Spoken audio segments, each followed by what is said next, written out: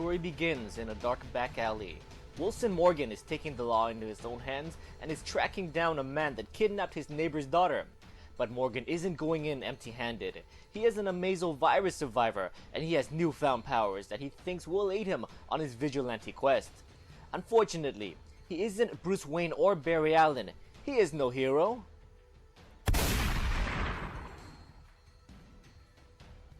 As he lays dying on the streets, Morgan sees what he believes to be an angel. But are there such things as angels and demons? No, instead, the man standing before him is Metron the Observer. You see, Metron has been observing for a very long time. His past not clearly defined, and he swears allegiance to no one. He witnessed the war between Apocalypse and New Genesis, and he was the one that came to the Mad God and to Highfather to offer them a deal in order to keep the peace between the two warring planets. The child of Darkseid would be traded and raised on New Genesis, and the Prince of New Genesis would call Apocalypse his new home. The Observer doesn't truly care for the safety and well-being of these two princes, but rather, he averted a war and his quest to seek knowledge can continue. But Metron could never be prepared for an attack from a being known as the Anti-Monitor. Metron watched as universes fell. Then he watched as others came together. In the end, sacrifices were made. All that was imploded, but he was saved. The universe was reborn as one, and for a time, he observed unobstructed. Until recently, reality was remade when the Flash battled his greatest enemy, causing time itself to rupture. Metron now travels to Earth 3, the world dominated by the crime syndicate, but because of the Anti-Monitor's madness, this world is now uninhabitable. Metron approaches and calls out to the Anti-Monitor by a name long unheard. Hello, Mobius. The Anti-Monitor shows his distaste and blasts Metron, but the Observer is unfazed. You see, as long as Metron sits on that chair, the Anti-Monitor's powers will not be effective. He knows this because a time long ago, Mobius sat on that chair. But now, he is the Anti-Monitor, the Destroyer, and Metron is the new Observer. Metron attempts to reason with the mad being, stating that he is rupturing too many universes and the multiverse cannot withstand another one. Because of his actions, the Anti-Monitor has allowed Brainiac to wander the multiverse, collecting worlds unchallenged. But the Destroyer doesn't care. Brainiac will do nothing. He will find nothing. He does not know the truth. Metron now offers the Destroyer of Earths a deal. Halt your attack on Earth in your effects to destroy it, and I will cease my observations. Metron promises to help the Anti-Monitor search for a cure to his curse. Suddenly,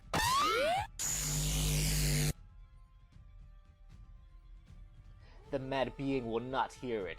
He has found a way to rid his curse. He will wage war against Apocalypse. Darkseid's death is the key to all of this. And Metron will be forced to bear witness. A hooded woman approaches and states, "Yes, Mobius.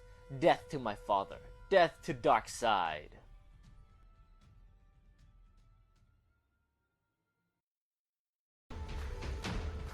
A woman arrives home from a late shift. She is tired and is frantic as she gets settled in, but a man awaits her return. Shocked, the woman screams for her husband. The man kills her in cold blood as one of Darkseid's followers enters the room. Lashina states that the deceased woman was not the one they were looking for.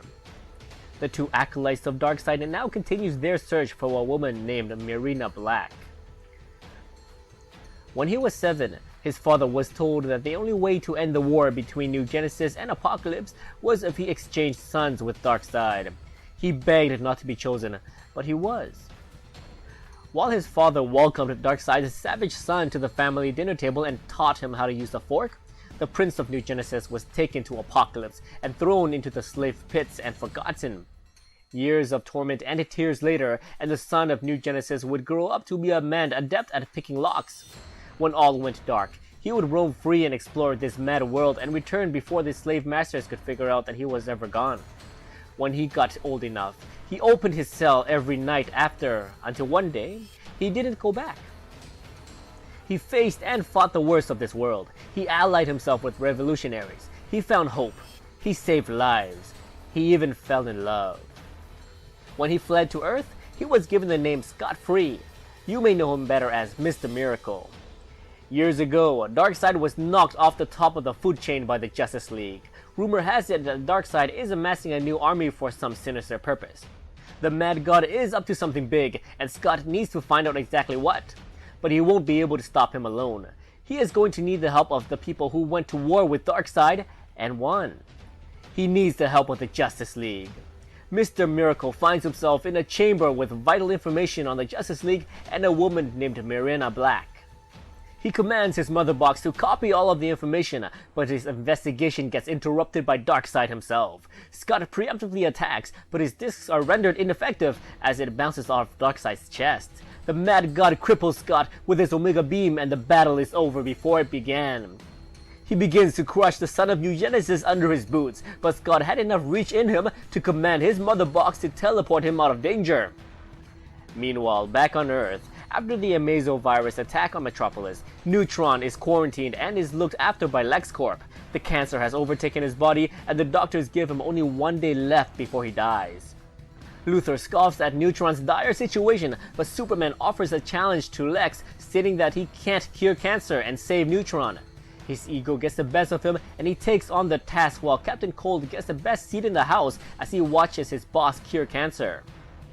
Across town, Cyborg's tech has detected boom tube activity, and the Justice League investigates the crime scene in a house where 2 people are dead. The Green Lanterns are busy isolating single hair follicle or skin cell with their power rings, while Flash and Batman process information from the bodies. With the help of his comrades, Cyborg has figured out that the killer is not human. He is something else. Hours later, Cyborg has found a pattern to this killing spree. A woman named Marina Black was found dead 30 minutes ago, and another Marina Black was reported deceased 10 minutes ago. Whoever the killer is seems to be targeting a woman by this name, and they are using alien tech. Even the power of the Green Lantern ring could not get a trace or any form of evidence. While the group radios into Argus to start hunting down the 44 other Marina Blacks in the United States, Barry Allen screams in agony as a pair of hands reaches through his mouth and, in a flash of light, a gray-skinned woman appears and declares that she has plans to bring on torment and torture to the Justice League. Batman, the only human in the room, gets to his knees, but the woman takes out the Dark Knight with ease. She now looks to Cyborg and notices that he has a mother box within him. She demands that he give it up immediately. The woman begins to rip out Cyborg's appendages, revealing that Victor Stone is somehow regrowing his body. One woman attacks from behind while alerting Superman that they are under siege, but radio contact breaks along with Diana's gauntlets. Lena Luthor reports the lost signal to Superman and her brother Lex Luthor, but the too oversized ego in the room overpowers her voice. Superman berates Luthor as being a common criminal, but Lex has had enough of the Man of Steel's condescending attitude and blasts the hero with his gauntlet. But then 3 shots fired and Luthor is taken down. Superman turns to see that the sister has just attempted to kill the brother. She states, "Don't look surprised, Superman.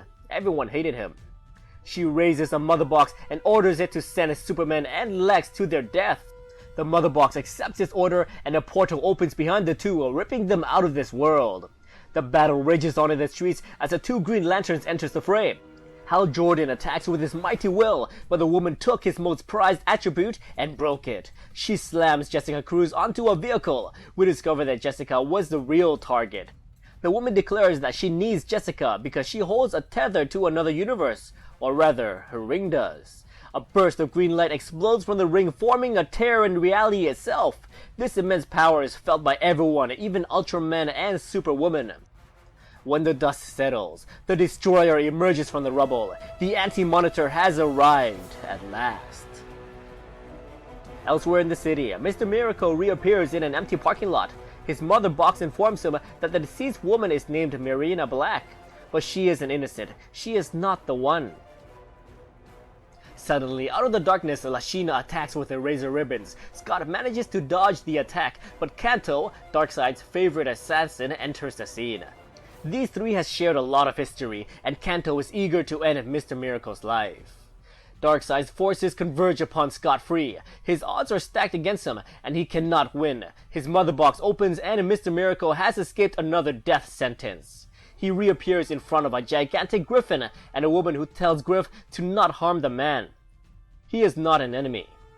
Scott asks, "Who are you?" The woman approaches and declares that her name is Marina Black. and she has spent decades planning a war to kill Darkseid. Won't you join her?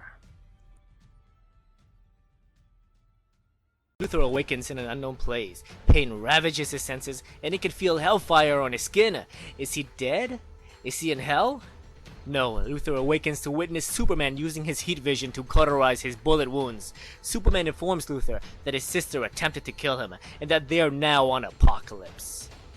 Elsewhere in Apokolips, Darkseid is alerted to his new guest that just arrived. He is also alerted to the fact that the anti-god has arrived on Earth. Steppenwolf will gather his army, and they will have war with the Anti-Monitor, and Earth will be their battlefield.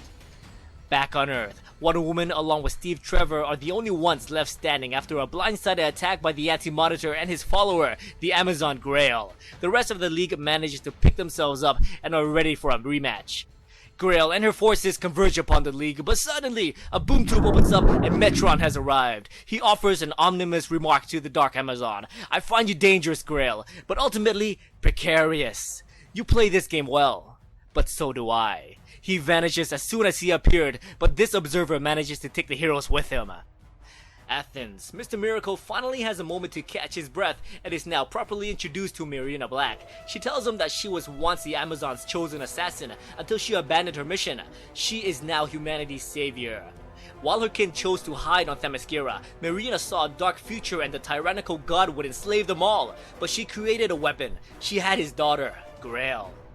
Grail was sent to traverse reality in search of a being with the power to kill Darkseid. She found him, and she has brought the Anti-Monitor to Earth. Scott is shocked at this revelation. Billions will die in this war. The loss of life is not acceptable, and we are not sure that Darkseid can truly die. Marina is disappointed that she chose the wrong ally. With her spear, she lunges at him to end his life. I can't have you disrupt my plans. I've sacrificed too much, she states, as the Amazon pierces Scott's side. The Mother Box is called once more, and Mr. Miracle manages to escape another death sentence.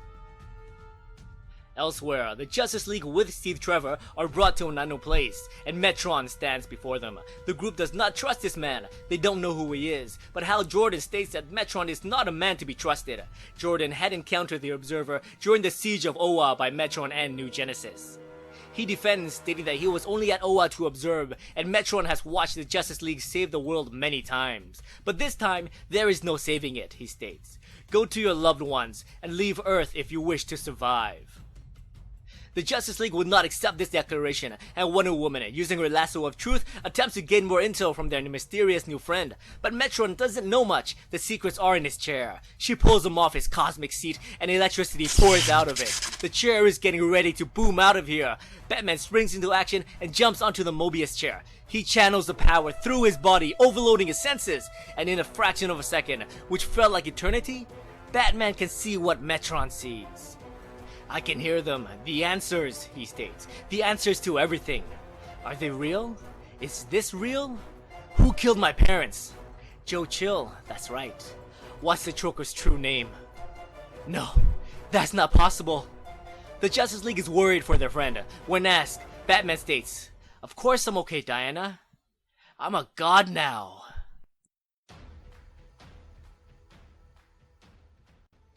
Within the pits of Apokolips, Kalibak, son of Darkseid, enjoys a quiet evening of torturing and mutilating of animals. Kanto arrives with a message straight from the Dark God himself. It is time that the soldiers of Apokolips converge upon Earth, and Kalibak is needed. But Grail and her mother must be kept alive for Darkseid. The son turns his back and smirks. No, for Kalibak. The slave pits of Apokolips. In an attempt to return home, Superman and Luther searches for a Mother Box. Clark notices that his X-ray vision isn't working properly. There must be lead in the air. Luther examines the air quality and notices that there isn't any lead. Suddenly, around the corner, a horde of slaves found their prey. Death for freedom! Death to Superman! They scream. Luther takes extreme measure to ensure their safety, but Superman takes a beating. These aliens are only slaves. They are innocent. He slams the ground and the horde disperses into the darkness. The dust cloud clears, and Luther notices something unusual. The Man of Steel can bleed. It's not the lead in the air that blocks his X-ray. There is no sunlight. Elsewhere, Kanto and Lashina continues their search for Scott Free, and Grail begins an enchantment that will call forth the darkness in all hearts. Grail prepares the battleground for when Darkseid and his forces will appear. But at the Rock of Eternity, the Justice League pleads to the Dark Knight to step off the chair, but he wouldn't. Information stored in the Mobius chair cannot be obtained in any other way. Batman finally sees the light. But there is only one question the Cosmic Seed cannot answer.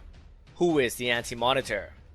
Cyborg expresses his concerns due to his experience with being fused with the Apocalyptian tech, but Batman wouldn't hear it. Instead, he ascends higher and higher. Suddenly, a boom tube opens up and Scott Free has finally found the Justice League. But this is the first time the heroes have met Mr. Miracle. He grabs onto Wonder Woman's lasso of truth and informs the group that the armies of the Dark God is on their way to Earth.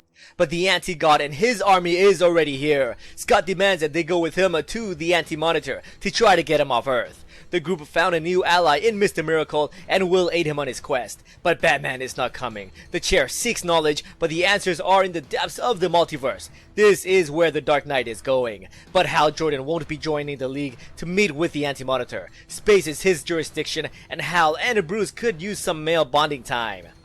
They chain up Metron and the heroes boom tubes away to their destination.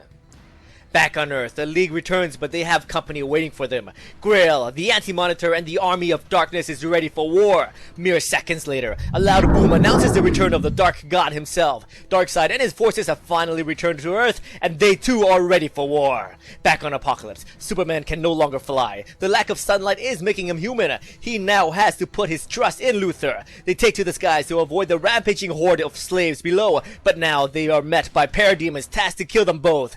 Seeing no other way out of their predicament, Luther warns Clark that he will drop him. Luther knows that Superman's cells are charged by solar radiation and the fire pits below are made up of that. He releases Clark and the Man of Steel falls towards certain doom. Back on Earth, the Justice League along with Mr. Miracle prepares for a very long day. Between the two armies made it to destroy. Who will they attack first? The two opposing gods have finally met face to face. No words are exchanged as the two gods converge like a roaring wave clashing upon rocky cliffs. Luther is overrun with parademons and he too will join Superman's fate. A moment of doubt crosses his mind and he believes that he had killed the Man of Steel. Suddenly, a burst of light heralds the return of the last son of Krypton.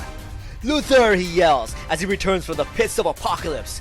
I should have killed you a long time ago.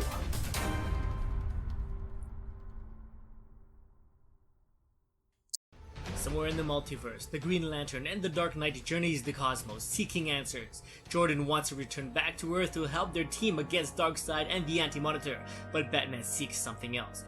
The chair knows everything except who the Anti-Monitor is, so their journey takes them to Earth 3, the home planet of the crime syndicate and the last planet where the Anti-Monitor slaughtered over 5 billion people.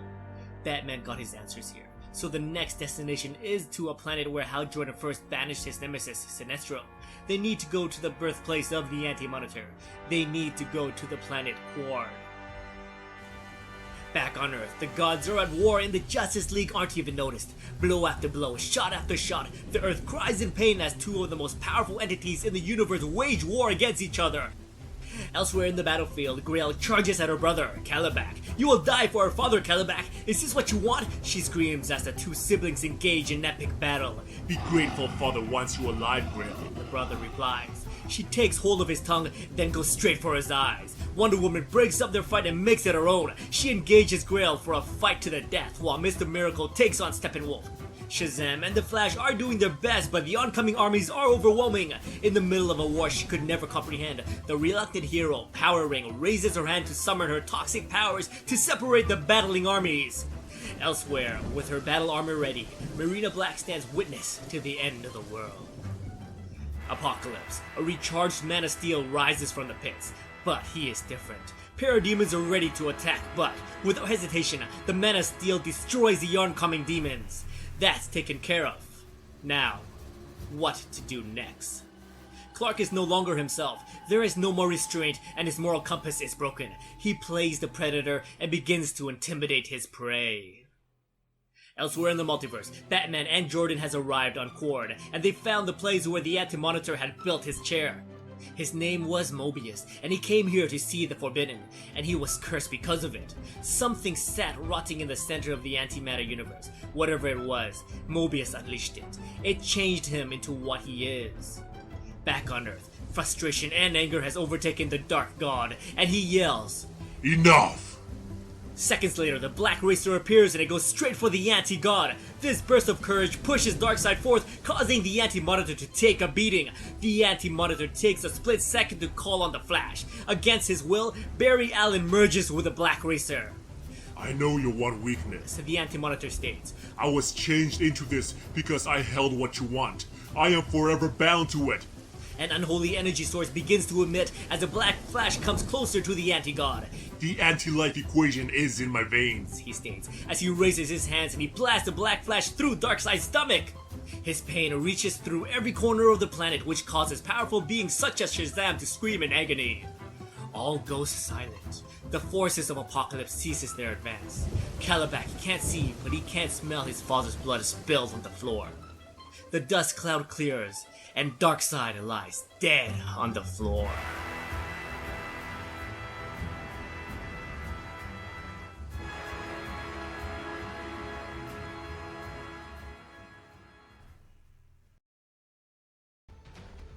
Since the day humans looked upon the gods, they have wondered, can a god die? When Darkseid fell, there was a blinding red light, a deafening sound, the ground shook, and then all went quiet. And if a god can die, what happens next? The Justice League stands in the aftermath between two warring gods. The Anti-Monitor and his forces vanished soon after Darkseid's defeat. The Dark God is confirmed dead by Mr. Miracle's mother box, and a new god is born. Barry Allen can finally control his body, but things aren't exactly the same. Mr. Miracle explains how Darkseid captured death, or an aspect of it, when he first took control of Apocalypse, but the Black Racer could only be communicated with by anchoring it to a sentient host. Somehow, the Anti-Monitor took control of the Black Racer and forced Barry Allen to bond with it. Once a host has been chosen, they're bound until they... I'm not like the other host, Barry Allen interrupts his ally, and I don't want to escape death. I want to control it. The Black Flash races off, leaving the Justice League behind to clean up the mess. With the wisdom of Solomon, Shazam suggests for Cyborg to track their Scarlet Speedster, but his head gets crowded with an influx of voices. I will not give my power to this boy, He won't wizard. be my vessel. He will burn, like all the Martians. Martians. Will not stand for long. Billy, listen to me. The new gods are calling you. Cyborg's alien tech senses the many voices within Billy Batson. But it's too late. Shazam launches himself into the air, too fast for any of his allies to give chase. The Justice League is now without Superman, Batman, The Flash, and Shazam. They are 4 members down, and Calabac knows this. At last, he presents himself with the generals of Apocalypse. I wouldn't worry about them. You have problems of your own. Father is dead. So are you.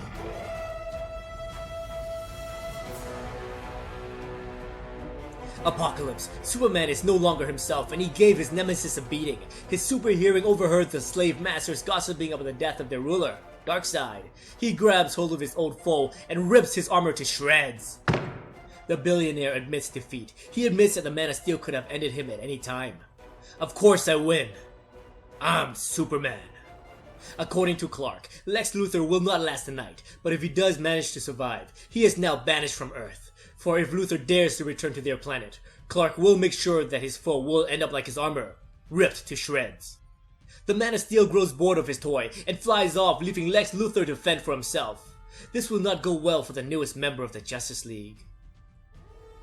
Elsewhere in the multiverse, the news of Darkseid's death has reached the Dark Knight. The war is over, and Batman can turn his attention back to what's important.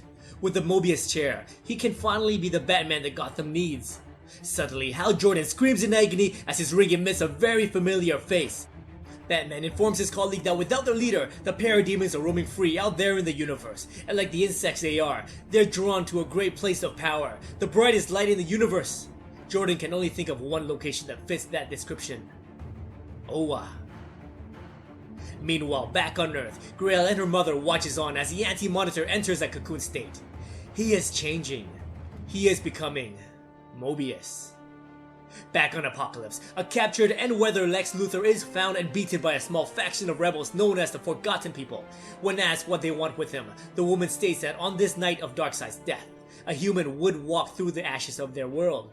It was written that the human was a great hero from a place called Metropolis. He had saved his world many times. He is an orphan, a humble son of farmers, seeker of truth and the embodiment of justice. When asked if he is this man, Luther replies, "Yes, I am." The tribe bows down to their savior, but the woman shows her disdain. "Why are you bowing down to him?" she states. "He hasn't earned it yet." She pulls her weapon and knocks a human out cold. Hours later, Luther awakens strapped in place surrounded by alien tech. The woman he now knows as his jailer is present. She tells him that with Darkseid's death, the Omega effect has been unleashed and it will return home to Apocalypse. The Forsaken people will contain it, and they will use Luther's flesh to do so. If the human is the worthy hero from their prophecy, then he will survive. If not, he will die. A flash of red light signals the return of the Omega effect. Luther feels fear. His knees begin to tremble. As the blinding red light comes ever so closer, the man from Earth cursed the world. Death has arrived. The light crashed upon his flesh, overloading every sense in his body. Fear turns to anger. Anger turns to darkness. Darkseid is dead. Long live Lex Luther. Long live the God of Apocalypse.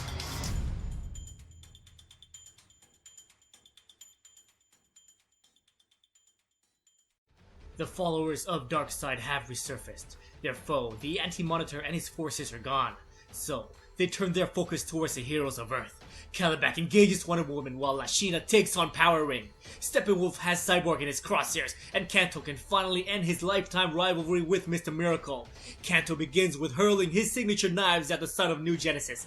Mr. Miracle dodges them one by one, but Kanto's precision is second to none. A dagger makes contact with his flesh, causing Scott to scream in agony. This is it. Kanto can finally end the life of his nemesis to cleanse his murderous record. But suddenly, a boom tube opens up.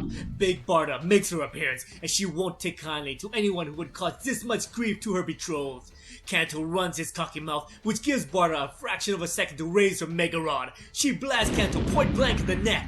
Steve Trevor, while helping Mr. Miracle to his feet, asks, "Who is that?"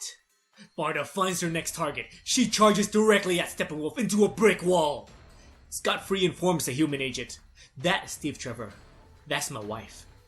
Barda now turns her focus towards Kalibak. She throws him into Steppenwolf. It's like taking candy from a baby. You see, Scot-free and Big Barda was on their honeymoon, but Scott was thrown into this war. Well, Barda will not be left out of her own honeymoon. She intends that they spend it together.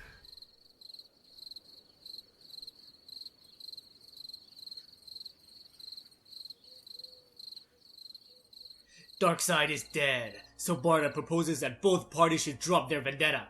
But Lashina would not let it go. Barda betrayed the Black Oath of the Furies. For that, Barda and her husband will be forever hunted by the agents of Apocalypse. Kalibak grows weary of this battle. His true target is the Anti-Monitor. The Anti-God shall die.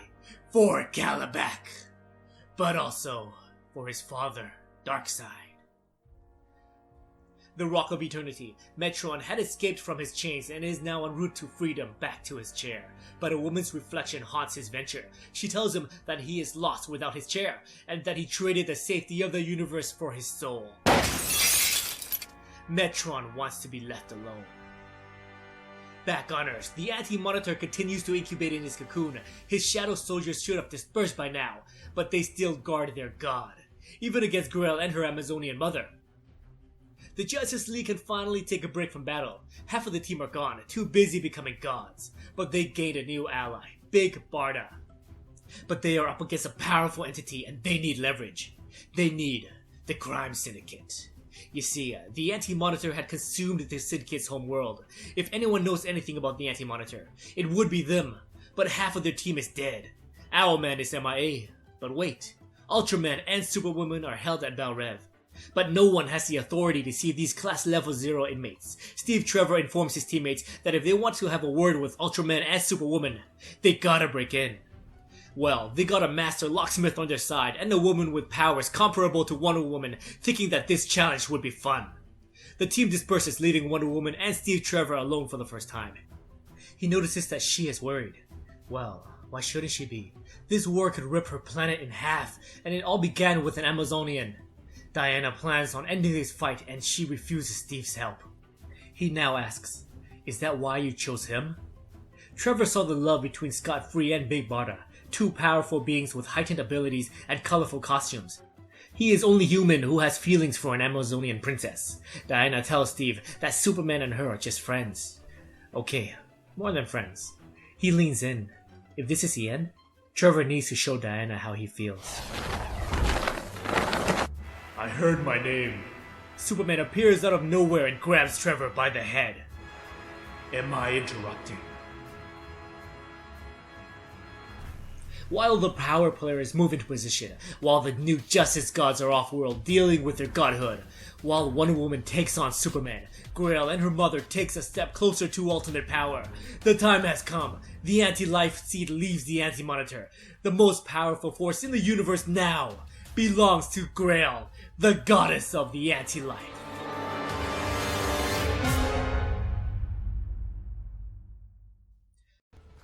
Gotham City. After a night of saving his people, Batman finds himself at Ace Chemicals.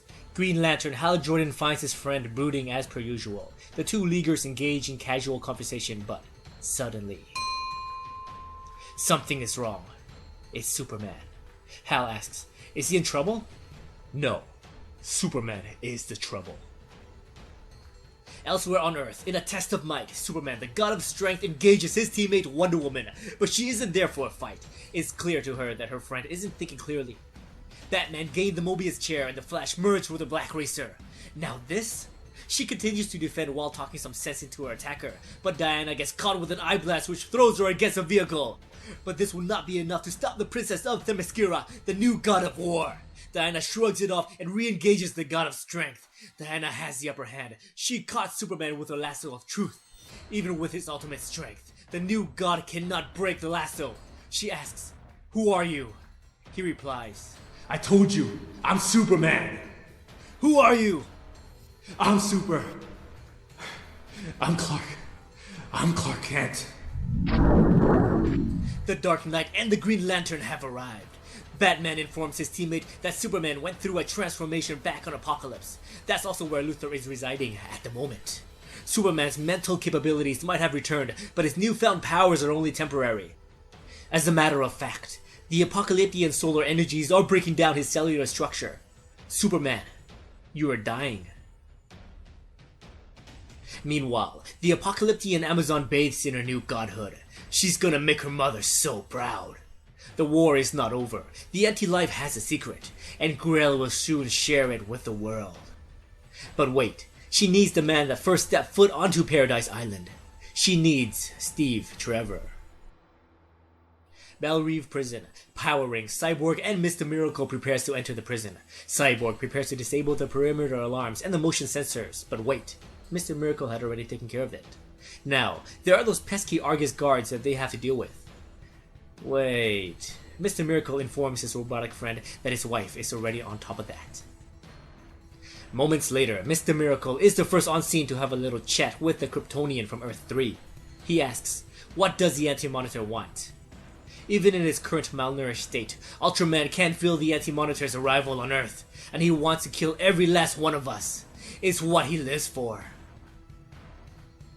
Elsewhere within Belle Reve, Cyborg and Power Ring finally found Superwoman's prison. The overzealous Cyborg begins to break open the security doors, but Power Ring feels reluctant to do so. You see, the ring belonged to another member of the crime syndicate.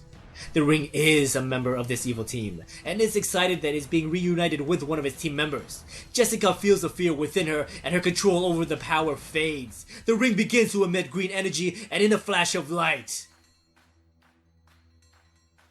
Jessica Cruz is gone. Valthum is in charge, and it's time that the crime syndicate was reunited. She blasts Cyborg right into Superwoman's cell. Power Ring informs her teammate that it is time, but Superwoman interrupts the evil lantern. Superwoman demands that everybody stay silent for her baby. Bathed in madness, she begins to sing a lullaby. Hush, little baby, don't say a word.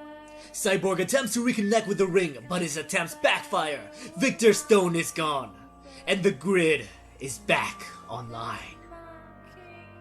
Batman is notified on the Crime Syndicate's movement, and the Anti-Monitor is finally ready to leave his cocoon. Mobius is back, and he wants his chair. Miracle and Barda has regrouped and is ready for a fight, but Superwoman blasts him with her laser vision. Die already, she exclaims. The walls crumble down, welcoming another familiar face. Owlman has resurfaced, and he informs his teammates that in order for them to survive, the Justice League and the Crime Syndicate must work together.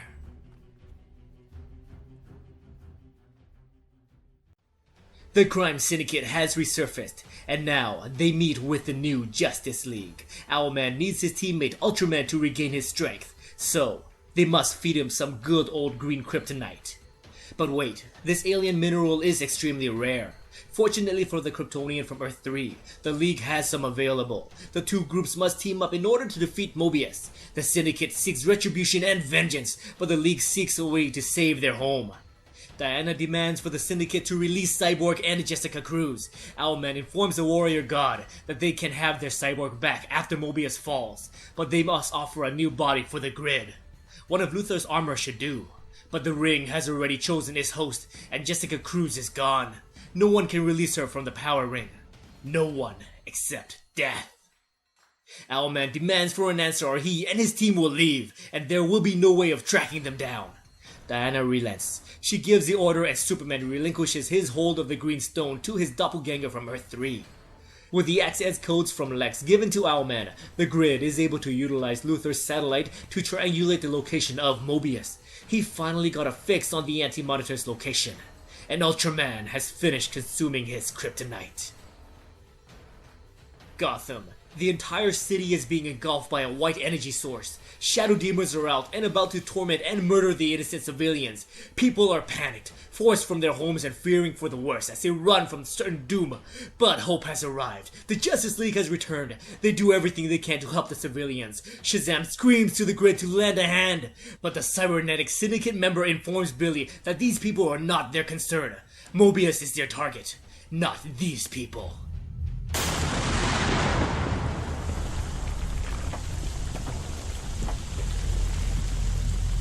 A sudden energy burst brings forth the anti-god himself, Mobius. He looks directly at the god of knowledge, and he demands for his chair. Green Lantern Hal Jordan has arrived, and he launches a barrage at Mobius. Powering is close behind, and the two light wielders work together in harmony. Good and evil, black and white, side by side, fighting for one single purpose, to take down the Anti-Monitor, Mobius. Powering is fueled by hatred, something she has in abundance. This burst of anger hits critical mass, and Powering unleashes everything she's got at the followers of the Anti-Monitor. But Hal Jordan will not be outclassed. He may not be fueled by hatred, but he's got something his doppelganger does not have. Back up. The full force of the Green Lantern Corps crash upon Mobius like an ocean of green thunder. But the anti-god retaliates with his might, causing the death of dozens of lanterns. The two princes of Themyscira is up to attack Mobius. With their lasso of truth and submission, they attempt to subdue their foe. But Mobius is done with subjugation, and the truth is, he is enjoying every bit of this war. He overpowers the lassos and brutally punishes his attackers. But within a fraction of a second, Mobius is blindsided by the two Kryptonians. Ultraman wants his victory for himself, and he smashes Superman far out of the battle. You destroyed everything I had! My world! My city! Ultraman screams as he pounds down on his foe. He continues to relentlessly punish the entity who took everything from him, but Mobius overpowers and subdues Ultraman. Mobius had killed millions while he was a god looking down from above. But it's all so isolating. Killing untold amounts of life feels so unsatisfying. But down there, killing is so much more fun. Ultraman begs the god of death to save him, but the Flash can't move. He's trying to, but he can't stop death. Ultraman died today, but the war is not over yet. Lex Luther, the god of apocalypse, has returned home, with his ocean of parademons willing to torture, murder, and die for him. Luther is next to challenge the Anti-Monitor, Mobius. Meanwhile, Grail has finally found her target, Steve Trevor. He is subdued, looking upon the Dark Amazon holding the anti-life equation. What happens next will not bode well for the human Argus agent. Elsewhere on the battlefield, Wonder Woman has recovered from Mobius' punishment. The sounds of war are deafening. People are dying everywhere around her. Chaos and disorder surrounds every inch for hundreds of miles. And yet, Superwoman smiles and laughs. The cold, empty look from Superwoman can bring hopelessness and despair to the most courageous of souls. She states, "My baby is coming."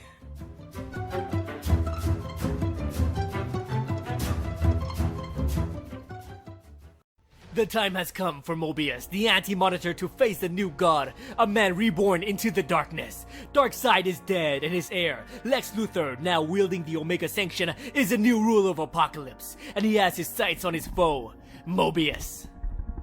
With his entire army of parademons behind him, Luther preemptively strikes the anti-god with his Omega beams, but Mobius is unfazed. He aims to reach the men that stole his chair.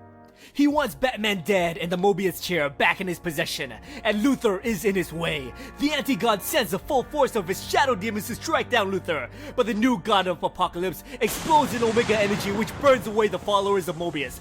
Parademons are sent to flank Mobius, but it was like ants fighting a god. This moment of distraction gives Luther the opening he needs. The Dark God charges his full strength at his full, dealing a much needed blow to the anti-god.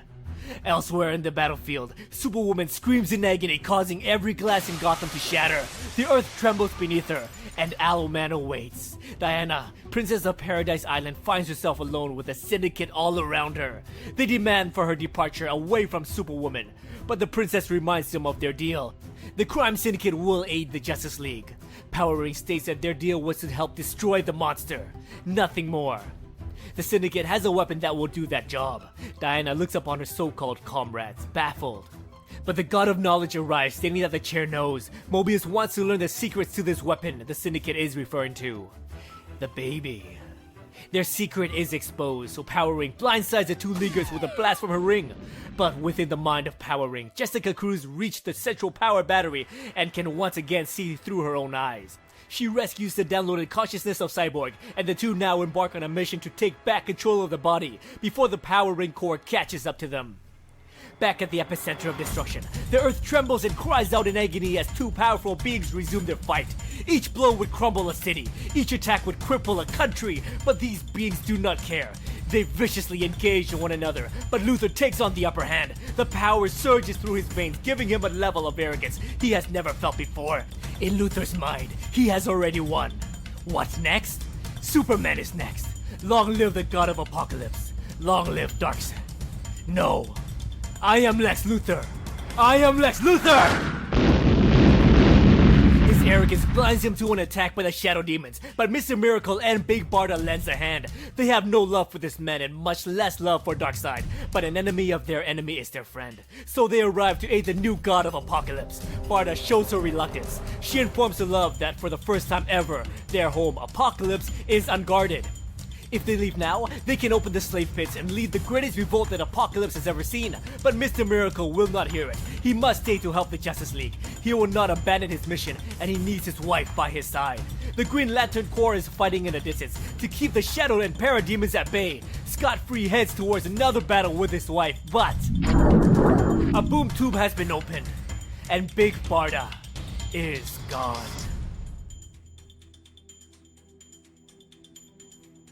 The Trinity has regrouped, and they are ready to face anyone who would threaten their home, so they charge towards the biggest dog in the yard. The God of Strength attacks point blank while the God of Knowledge coaches his friends with the aid of the Mobius chair. The God of War flanks their target, taking him to the ground. Superman is exhausting too much strength, causing his cells to blow up, exerting more power than the sun. He is ordered to step back to regain his focus, but the rage overpowers the God of Steel, so he focuses all that raw power of solar energy directly at their target. That blast of energy did hurt Mobius, but Superman felt it more. Superman, returned to his original form, takes a direct blast from the enemy. Luther arrives to take a moment to look down upon his greatest nemesis, but the Flash, the God of Death, informs the two that they all should be afraid. Death is coming. The silence erupts in explosion and Mobius has resurfaced. He grabs the heir of Darkseid by the neck. Mobius looks to relish in the pain, agony, and regret within Luther's eyes before all life fades from his body. The Gritty detects the return of Marina Black, the Griffin, and the new god of the anti-life, Grail. But he also detects a fourth entity with them. The God of Death knows what's coming. He cannot move, but he can warn his friends. You should run, all of you. A second later, a darkness is felt through all of the Justice League. Batman knows what it is. It is here. It's the boy.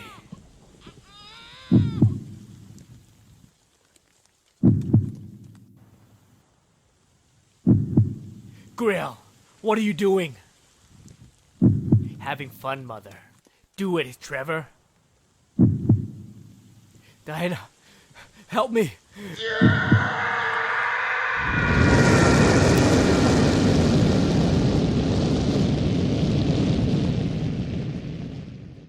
The battlefield changes.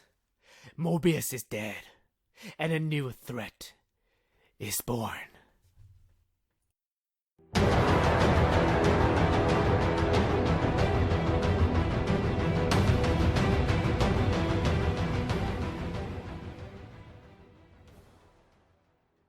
Overflowing with the power he had only dreamt of, Steve Trevor can only do one thing: follow the order from the woman who enslaved him, Grail. Kill her. Kill all of them. Steve Trevor charges directly at Wonder Woman. He has no control of his body, but at least he can still warn his friends. Diana, you need to stop me. Grail wastes no time and directly charges towards the God of Knowledge, but Mr. Miracle distracts the daughter of Darkseid while the Green Lantern Corps imprisons her. It will take more than a cage construct to hold her down. Meanwhile, Trevor continues his assault on Wonder Woman, but at the same time, he pleads to the princess to take his life. But Diana has faith in this man. Steve Trevor has a kind heart, something that the anti-life equation will not take away. Luther found an opening to throw his chains around Trevor's neck, but Superman intervenes. The Man of Steel will not allow another death from the hands of Lex Luther. Well, the billionaire is still the new god of apocalypse. He erupts in Omega energy and declares that he will again save this world by himself. During all this chaos, no one notices the crime syndicate. The grid suggests for their immediate departure before bodies start dropping. But Superwoman ignores her cybernetic friend. Her baby is born, and salvation is near. Shazam! Lightning strikes down and brings Superman and Luther to their knees. Superwoman states that her boy, the son of Alexander Luthor, like his father before him, is able to absorb all energy, even that of the gods. This boy will become the most powerful being in the universe, in any universe, and he will destroy anyone who stands in his... Superwoman talked too much. Blah blah blah. Grail used her time well and removed one of her opponents from the battlefield. The daughter of Myrina found an opportunity through adversity. She isn't going to kill the baby. She is going to use it. Shazam! Grail attempted to absorb the Flash's god power with the child, but it wasn't a power that took possession of Barry. It was a sentient entity. The Black Racer has been separated from his host, and it isn't very happy. But Grail is again one step ahead. She knows that the Racer will not leave till someone dies. The entity turns towards its one true target. Barry taps into the Speed Force for power. He needs to outrun death once again.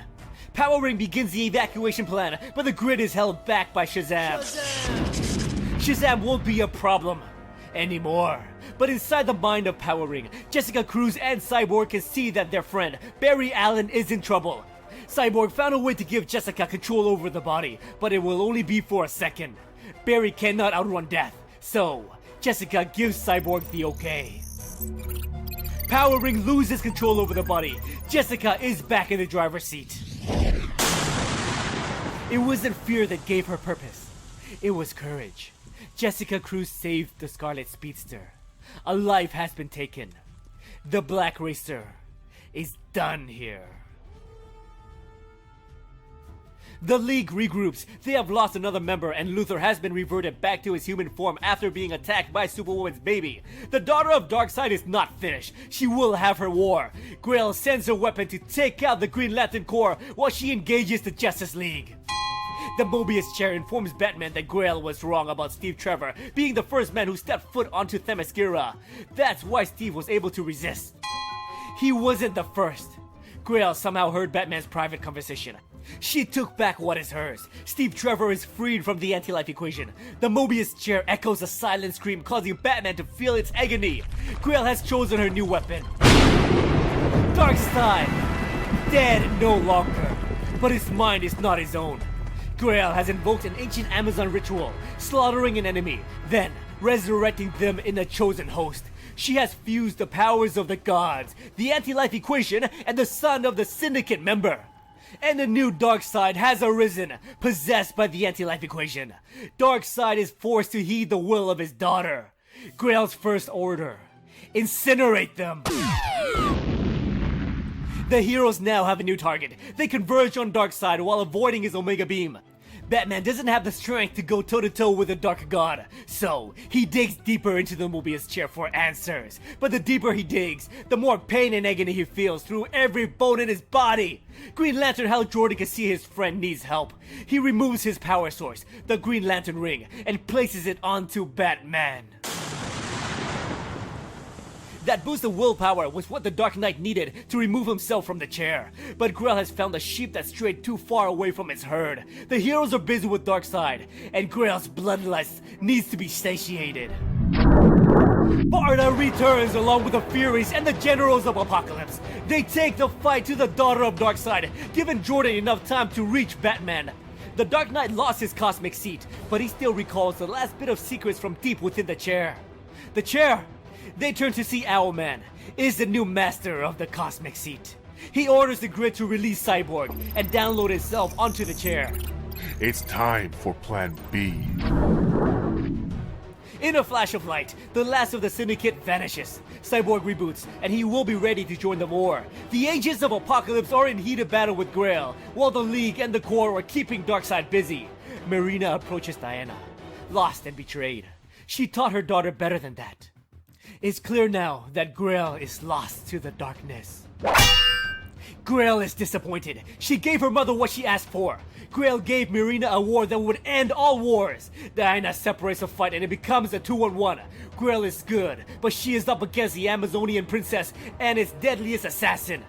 Grail gets subdued by the lasso while Batman shouts to Wonder Woman. Batman remembers what he learned when he dug deep into the chair. The anti-life equation has the power to control every living being in the universe, or it has the power to control Darkseid. The equation has to be separated from its host, and only Grail can do it. Marina once again held her daughter close. She can feel the darkness once again subsiding. But this has to end. A sacrifice is needed to end her daughter's rage. Open your eyes, Grail.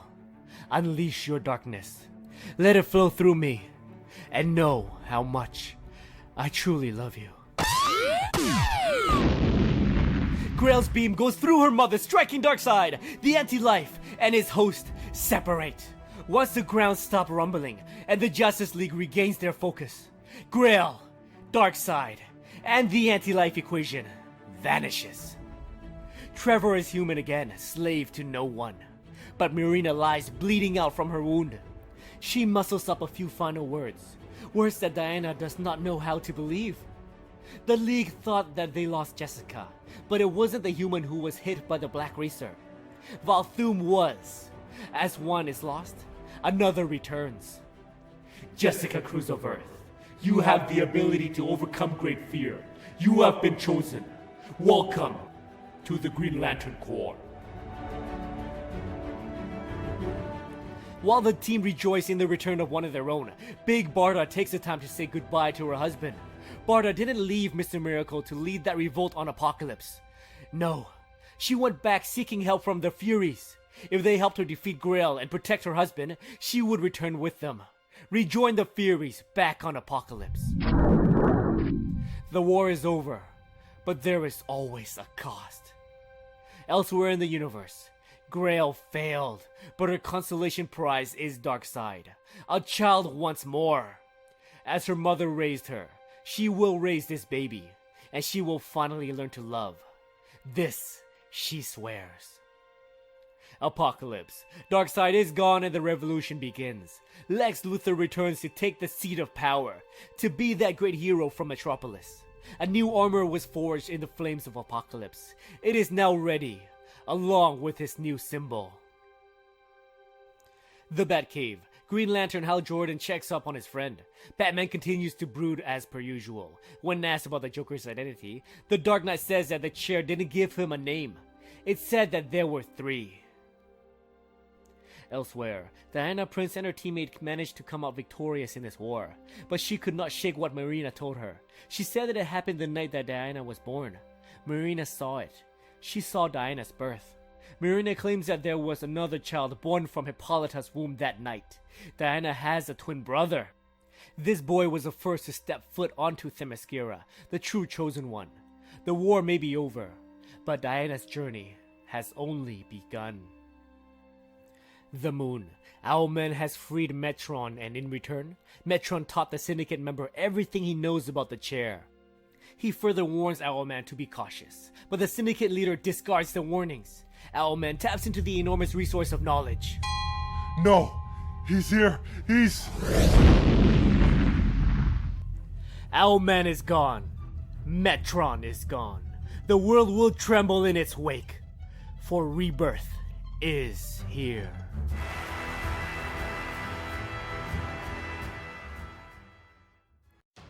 What's going on, guys? Welcome to Comic Island. My name is Joey and congratulations are in order. You just stuck through almost an hour of video. Hope you guys enjoyed the ride because I sure as hell did. The Justice League Darkseid War was completely insane, in a good way of course. I can pick apart this story, but why bother? I was supremely entertained by it, and this story managed to pull me away from Marvel's grasp. Writer Jeff Johns did wonders for the Justice League, and it's no surprise. He brought the Green Lantern comics back to life when he jumped on board, and he really did a great job. He is a master storyteller and he's a huge asset for DC Comics, so the next time you guys choose a comic book to read, by chance if it's by Jeff Johns, then you know it will be epic. Heck, as of right now, he is leading DC to a new age with DC Rebirth. Oh, and I can't forget to mention Jason Fabok and his wonderful art. It's gritty, beautiful, and spectacular. Together, Johns and Fabok really brought this story to life. I do hope that these two will have another opportunity to work with each other in the future. And I hope you guys enjoyed Comic Island's coverage of the Justice League Darkseid War. Thank you so much for watching, and as always, if you enjoyed this video, please like, subscribe, and I'll see you next time in another Comic Island video.